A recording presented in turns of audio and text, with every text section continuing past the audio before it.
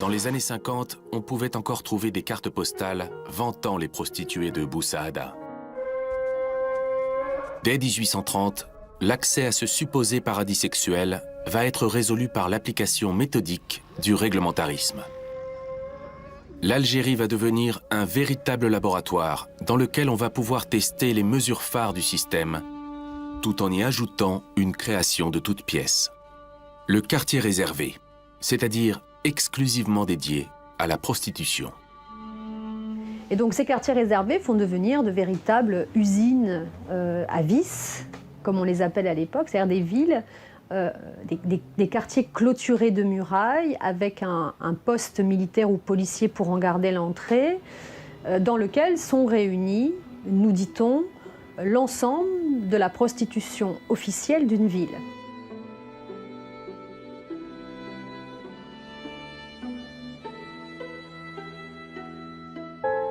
Le but du système réglementariste n'est pas de produire une prostitution qui soit saine. Le but du système réglementariste, c'est de permettre à une catégorie de femmes d'être sacrifiées et de surcroît, comme nous sommes dans un système capitaliste, de rendre la sexualité, qui, comme vous le savez, fait gagner beaucoup d'argent, rentable. La colonisation et les guerres coloniales ont été vraiment des fabriques d'une nouvelle virilité. Or, cette virilité, elle s'exprime de deux manières. En tout cas de deux manières extrêmement visibles. C'est bien sûr la guerre, d'un côté, une guerre qui concerne en général les hommes, et c'est la question de la sexualité. Parce que quand on a fait la guerre et qu'on a vaincu, quelle est la meilleure manière de prouver au vaincu qu'il est vaincu ? C'est en s'appropriant ces femmes.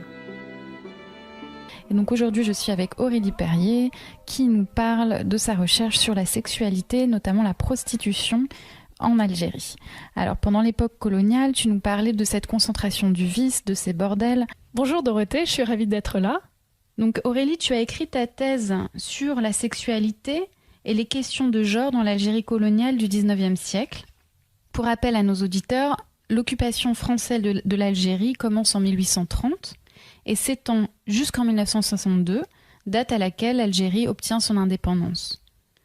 Avant l'occupation française de l'Algérie était une province de l'Empire ottoman.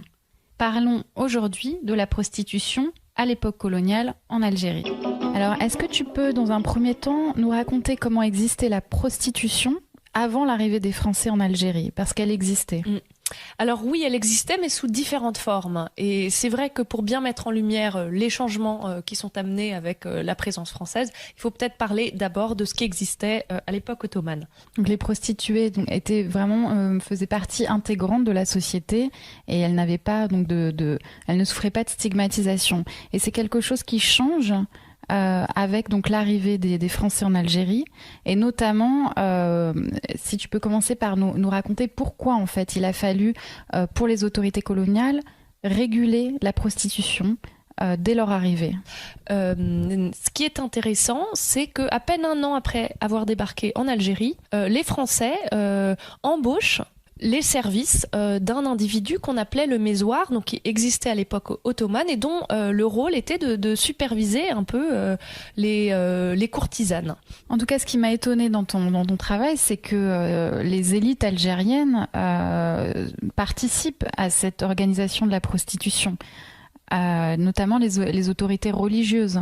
Voilà, donc j'ai parlé en premier lieu du mézoir, qui a initialement accepté de travailler pour les Français, donc de donner le registre des femmes courtisanes qu'il avait inscrites.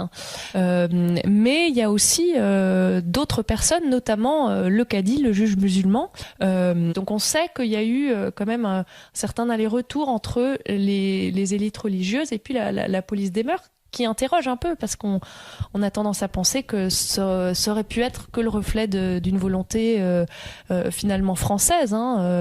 Mais effectivement, comme tu le notes, c'est surprenant de voir qu'il y a cette connivence entre les élites algériennes et françaises. Alors, comment on peut faire sens de ça ? L'occupation française signifie la présence sur le sol algérien de contingents militaires très importants. Donc, qui dit présence masculine dit bien sûr nécessité de gérer la demande sexuelle de ces hommes. Et en fait, les espaces traditionnels de plaisir charnel qu'on a évoqués au début du podcast tendent à se transformer pour ressembler finalement de plus en plus au bordel où il y a une taylorisation de la sexualité. Une taylorisation ?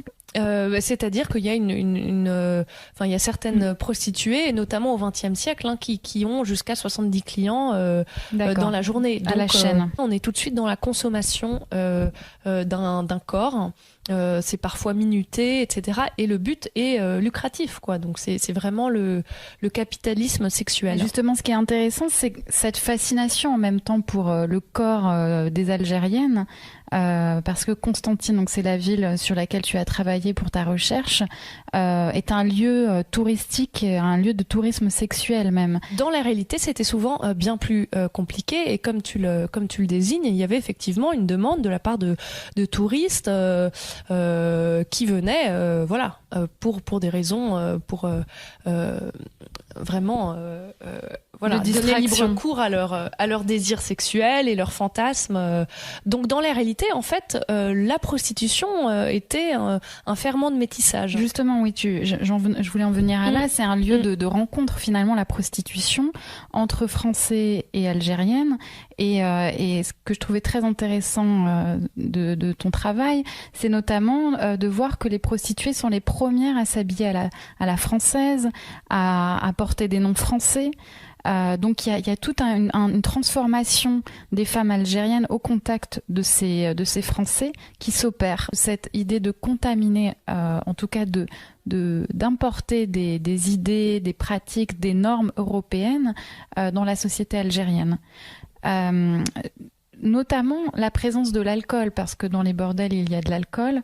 Est-ce que ça contribue à la diffusion de cette consommation dans la société algérienne? Alors en fait, il y avait une régulation contre la présence d'alcool dans les bordels. Mais ce qui se passe, c'est plutôt que les prostituées, après, sortent du bordel, ou en tout cas, tu évoquais tout à l'heure la folklorisation de la prostituée. Il y avait notamment une tribu en particulier dans l'Algérie ottomane qui était connue pour former des courtisanes. Et c'était quelque chose où les mères formaient leurs filles, etc. Et c'est quelque chose qu'elles pratiquaient pour un temps, pour amasser un petit pécule avant de se marier, et qu'ensuite elles abandonnaient entièrement cette profession. Dans l'introduction que vous signez avec d'autres historiens, qui est blindée scientifiquement, celle-là. Par rapport à ce qu'on a vu, elle n'est pas d'une violence folle. Elle l'est parce qu'elle est à la fois quelque chose qui montre qu'il n'y a aucune retenue. On est au bordel, au BMC, bordel militaire de campagne militaire. Et on voit bien qu'il n'y a aucune pudeur et que la mise en scène de la photo, elle est justement de montrer que tout ça appartient à ces militaires qui sont là. Là, on est en quelle année? On est au milieu des années entre 25 et 30. On voit bien au niveau on est certainement dans le sud algérien, au niveau des uniformes. Mais surtout, ce qui est incroyable, c'est la mise en scène qui est proposée. Il y en a d'autres dans le livre. On voit la mise en scène à un moment de jeunes filles qui font la pyramide des prostituées.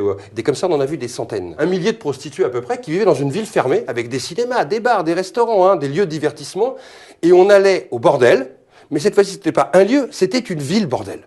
Et les Français ont inventé ça. C'est-à-dire qu'ils ont inventé quelque part des mondes qui n'existaient pas avant leur arrivée, sont devenus des mondes du réel, car ça faisait partie de leur harem à eux, de leur compensation d'être là-bas, de ce monde qu'ils découvraient et qui devenait le leur, où ils avaient tous les droits. Ils ont tous les droits au point que quand la guerre d'Algérie aura lieu, comme la guerre au Cameroun aura lieu, comme la guerre d'Angola ou au Mozambique aura lieu avec les Portugais, la guerre du Vietnam, ces hommes qui seront militaires 20 ou 30 ans plus tard, leurs successeurs, considéreront qu'avant de partir, il faut violer. Et les guerres coloniales seront parmi les plus violentes sur le corps des femmes qu'on ait connues. Parce que partir de ces empires, c'était donc laisser derrière soi ces femmes. Et la meilleure manière de les punir, d'abandonner quelque part le colon, ça a été de détruire leur corps et donc de les violer. Et donc ces histoires, elles ont un impact réel. C'est que tout ça a fabriqué un droit de propriété sur ces corps. Ce n'est pas simplement des prostituées qu'on mettait en scène là. C'était des prostituées aux colonies. Et par définition, elles n'étaient là que pour servir le blanc et le colonisateur.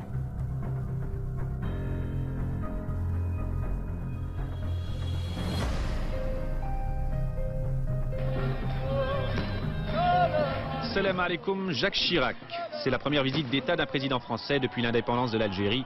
Traversée sur le boulevard Zirout Youssef. Visite exceptionnelle, protocole exceptionnel, une pluie de confettis. Même la marine s'y met. Accueil exceptionnel aussi. La police a compté 1,5 million d'Algériens dans la rue.